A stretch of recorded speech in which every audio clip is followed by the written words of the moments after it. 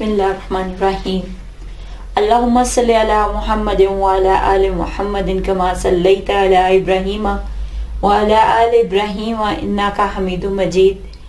अल्लाहुम्मा बारिक अला मुहम्मदिन व अला आलि मुहम्मदिन कमा बारकता अला इब्राहीम व अला आलि इब्राहीम इन्नका हमीदुम मजीद। अस्सलाम वालेकुम फ्रेंड्स, कैसे हैं आप सब? जी फ्रेंड्स, आज नई वीडियो, नए लेसन, नए टॉपिक के साथ दोबारा हाजिर हूँ।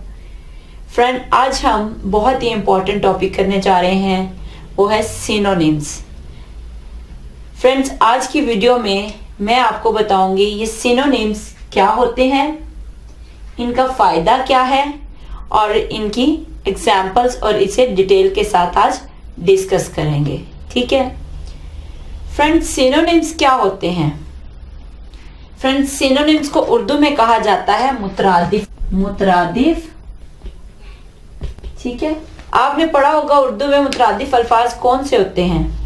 फ्रेंड्स, उर्दू में हम पढ़ते हैं कि मुतरादिफ अल्फाज ऐसे अल्फाज होते हैं जो लिखने में मुख्तलिफ हों मगर उनके मानी एक ही हों या तकरीबन एक जैसे हों, तो ऐसे अल्फाज को मुतरादिफ अल्फाज कहा जाता है। जैसे बेचना, उसका मुतरादिफ क्या होगा? फरोख्त करना। ठीक है, भागना, मुतरादिफ क्या होगा? दौड़ना। फ्रेंड्स, इसी तरह अब इंग्लिश में सिनोनिम्स होते हैं। ठीक है, मुतरादिफ अल्फाज इंग्लिश में सिनोनिम्स को कहते हैं। ठीक है, सबसे पहले तो हम देखते हैं कि सिनोनिम होता क्या है। फ्रेंड्स, सिनोनिम दो ग्रीक वर्ड सिन और ओनिम से मिलकर बना है। ठीक है, सिन का मतलब होता है, ये ग्रीक वर्ड है, ये प्रेफिक्स कहलाता है। सिन का मतलब होता है टुगेदर, टुगेदर। ठीक है, और ओनिम भी ग्रीक वर्ड है, इसका मतलब होता है नेम, नेम। ठीक है, सिन का मतलब टुगेदर, ओनिम नेम। अब सिन, ओनिम, टुगेदर, नेम। ठीक है, अब इस वर्ड के मीनिंग की बेस पे इसको हम सिनोनिम को ऐसे डिफाइन करेंगे, a synonym is a word. Synonym एक वर्ड है, एक लफ्ज है, दैट कैन बी प्लेस्ड, जो रखा जा सकता है, टुगेदर।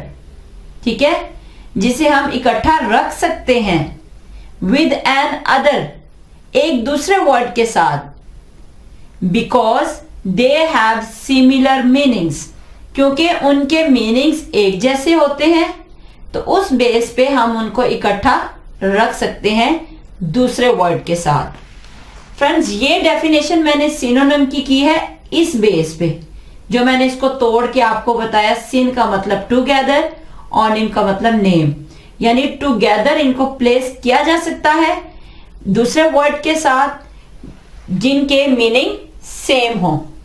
ठीक है, और इसकी शॉर्ट डेफिनेशन क्या है? सिनोनिम्स आर वर्ड्स और फ्रेसेस, कि सिनोनिम्स या तो वर्ड्स हैं या फ्रेसेस हैं।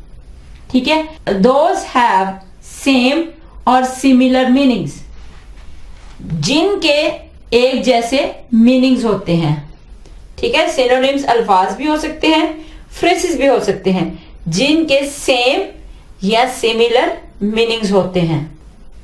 ठीक है, इनकी एग्जांपल्स क्या है? जैसे प्रीटी, प्रीटी का सिनोनिम क्या है? ब्यूटीफुल। दोनों की मीनिंग सेम है, प्रीटी भी खूबसूरत होता है, ब्यूटीफुल भी खूबसूरत होता है। इस तरह प्रीटी और ब्यूटीफुल ये एक दूसरे के सिनोनिम है। ठीक है, ऐसे इनॉर्मस और ह्यूज, दोनों बड़ा, बहुत बड़ा, बहुत बड़ा, इन दोनों के मीनिंग सेम है। ठीक है, इस तरह ये एक दूसरे के सिनोनिम्स हैं। देखें, देखने में, लिखने में ये दोनों डिफरेंट हैं, लेकिन इन दोनों के मीनिंग्स सेम हैं। ठीक है, ऐसे ही ट्रू, इसका सिनोनिम क्या है? फैक्चुअल। इस तरह दोनों के मीनिंग सेम है लेकिन लिखने में डिफरेंट है, और इस तरह इनको कहा जाता है सिनोनिम्स। किस बेस पे?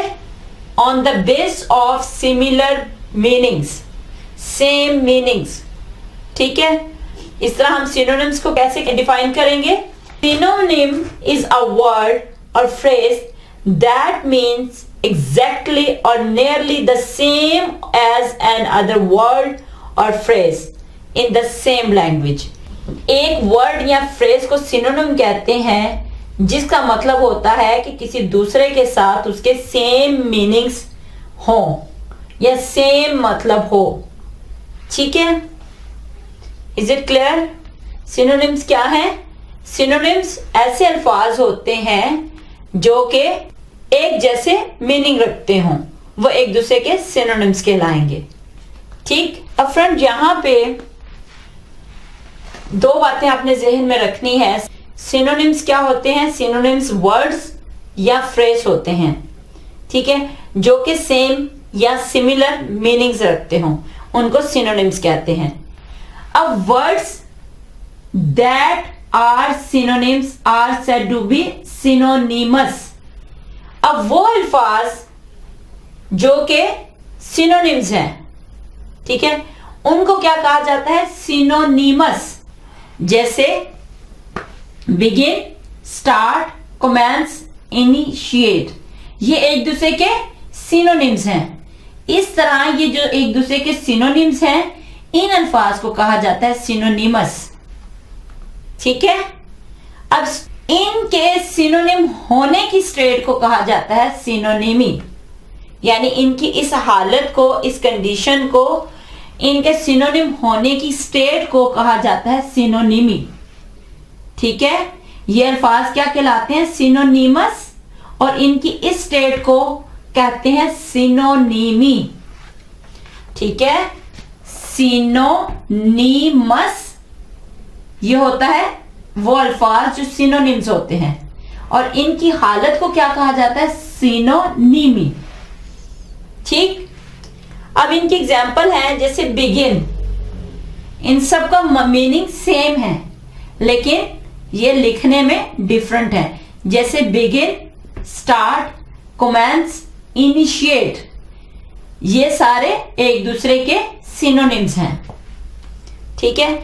ऐसे ही बिग, ह्यूज, जाइगैंटिक, एनॉर्मस, ये सारे एक दूसरे के सिनोनिम्स हैं. ठीक है, इन सब का मीनिंग सेम है. अब इनको मैं सेंटेंस एग्जांपल के जरिए आपको समझाती हूं. जैसे the lion that we saw in the zoo was big, कि शेर जो हमने जू में देखा था वो बड़ा था. वाज बिग, बड़ा था. यही एग्जांपल को हम सिनोनिम के साथ करते हैं. The lion that we saw in the zoo was enormous.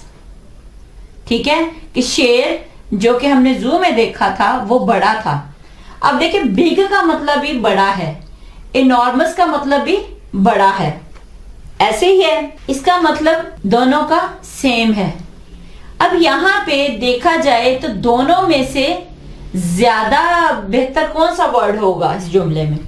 वो होगा एनॉर्मस. क्यों? क्योंकि एनॉर्मस जो है ये हमें बेहतर डिस्क्राइब कर रहा है कि उसके साइज को, कि लॉयन बहुत बड़ा था. ठीक है, इसलिए बेहतर हमारा क्या होगा? ये वाला सेंटेंस होगा कि the lion that we saw in the zoo was enormous. ठीक है, यहां पे बेहतर डिस्क्रिप्शन कौन कर रहा है? वो इनॉर्मस कर रहा है कि लॉयन जो हमने देखा वो बड़ा था.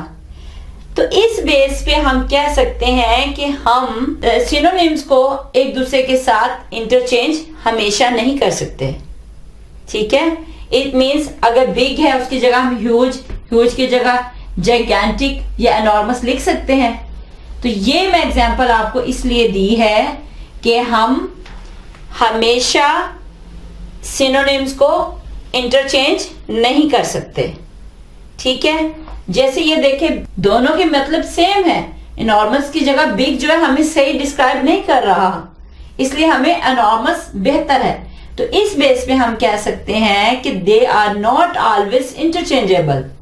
जैसे बिग को एनॉर्मस, एनॉर्मस को बिग की जगह लिख सकते हैं?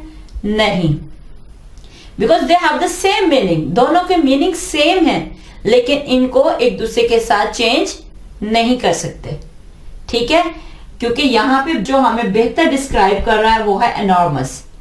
एनॉर्मस की जगह हम बिग नहीं लिख सकेंगे, बिग हमें उसका साइज नहीं सही तरह बता रहा, इसलिए बेहतर यही है एनॉर्मस आएगा, ठीक है। सिनोनिम्स जो है are not always interchangeable. Is it clear? इसको एक और एग्जांपल के जरिए मैं आपको बताती हूं। जी फ्रेंड्स, यहाँ पे एक और एग्जांपल है, वो है अली वाज हंग्री। अली भूखा था। अली वाज फैमिश्ड, अली भूखा था। अब देखें इन दोनों के मतलब जो है वो सेम है। हंग्री भी होता है भूखा, फैमिश्ड होता है बहुत भूखा, ठीक है। मीनिंग दोनों की ये है कि भूखा था और बहुत भूखा था। अब अगर हम बताना चाह रहे हैं कि अली को बहुत ज्यादा भूख लगी हुई है, ठीक है, अब यहां पे बेहतर वर्ड होगा कि अली की ज्यादा भूख को जो शो हमने करवाना है वो होगा फैमिश्ड, ठीक है। फैमिश्ड, अली बहुत भूखा था। हंग्री भी होता है भूखा, फैमिश्ड होता है बहुत भूखा। अब हमने अली को ज्यादा भूखा शो करवाना है तो उसके लिए बेटर वर्ड होगा फैमिश्ड, ठीक है। तो बेहतर जुमला जो अली की भूख को ज्यादा बेहतर तरीके से बता रहा है वो होगा अली वाज फैमिश्ड, ठीक है। फैमिश्ड क्या होता है? एक्सट्रीमली हंग्री, ठीक है। दोनों के मतलब है भूखा, दोनों के मीनिंग सेम है, भूखा, फैमिश्ड, बहुत भूखा। तो यहां पे बेटर वर्ड कौन सा होगा? फैमिश्ड, ठीक है। तो बेहतर जो इसकी भूख को ज्यादा शो करवा रहा है वो है अली वाज फैमिश्ड, ये हमारा ठीक होगा। तो इस बेस पे हम कह सकते हैं कि synonyms are not always interchangeable, ठीक है। Is it clear? अब बात आ गई, सिनोनिम्स तो होते हैं जो सेम मीनिंग्स रखते हों, सिमिलर मीनिंग्स रखते हों, ऐसे अल्फाज को सिनोनिम्स कहते हैं। बात आ जाती है कि सिनोनिम्स का फायदा क्या है, ठीक है। Friends, synonyms help us, synonyms हमारी मदद करते हैं किस चीज के लिए? To avoid repetition in our speech और राइटिंग। हमारी बोलने में, हमारे लिखने में रेपिटेशन से हमें बचाते हैं। सेकेंड उसका फायदा यह है कि एक्सपैंड आवर विकैबुलरी, कि सिनोनिम्स जो है हमारी विकैबुलरी को एक्सपैंड करते हैं, हमारी विकैबुलरी को गेन करते हैं, ठीक है। ज्यादातर teachers, students, writers, editors, poets, song writers जो है वो अपनी राइटिंग में वैरायटी पैदा करने के लिए सिनोनिम्स का इस्तेमाल करते हैं, ठीक है। फ्रेंड्स, अब मैं आपको बताती हूँ सिनोनिम्स की एग्जाम्पल्स। ये मैंने कुछ एग्जाम्पल्स लिखी हैं, ये सारे एक दूसरे के सिनोनिम्स हैं, ठीक है। फ्रेंड, अमेजिंग के सिनोनिम्स कौन से हैं? एस्टॉन्डिंग, सरप्राइजिंग, स्टनिंग, ठीक है। बेनिफिट, इसके सिनोनिम्स हैं प्रॉफिट, रेवेन्यू, यील्ड। ब्रेव, अब इनके मीनिंग सबके सेम हैं लेकिन वर्ड्स डिफरेंट हैं, इस तरह ये एक दूसरे के सिनोनिम्स हैं। अब ब्रेव के सिनोनिम्स कौन कौन से हैं? Courageous, valiant, heroic. कोहेसिव के सिनोनिम्स हैं united, connected, close knit. Cunning, cunning कहते हैं चालाक, होशियार। सिनोनिम्स कौन कौन से हैं इसके? कीन, शार्प, स्लिक, ठीक है।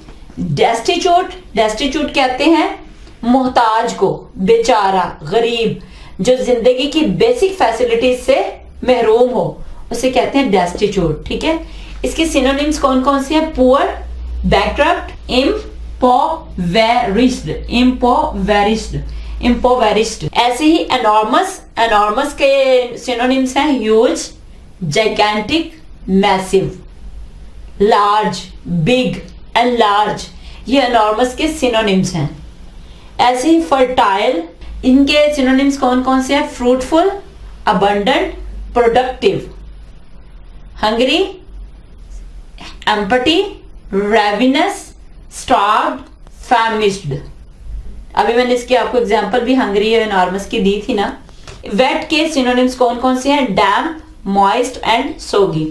ये मैंने कुछ एग्जांपल्स दी हैं फ्रेंड्स, ये एक दूसरे के सिनोनिम्स हैं। सिनोनिम्स क्या होते हैं? सिनोनिम्स अल्फाज होते हैं या फ्रेसेस होते हैं जिनके मीनिंग्स सेम होते हैं एक दूसरे से, ठीक है। इन सब के मीनिंग्स सेम है। ठीक है, अब बात आ गई कि इनको याद कैसे किया जाता है। फ्रेंड्स, इसके लिए सबसे जरूरी है कि आप अपनी वोकैबुलरी गेन करें। वोकैबुलरी कैसे गेन होगी?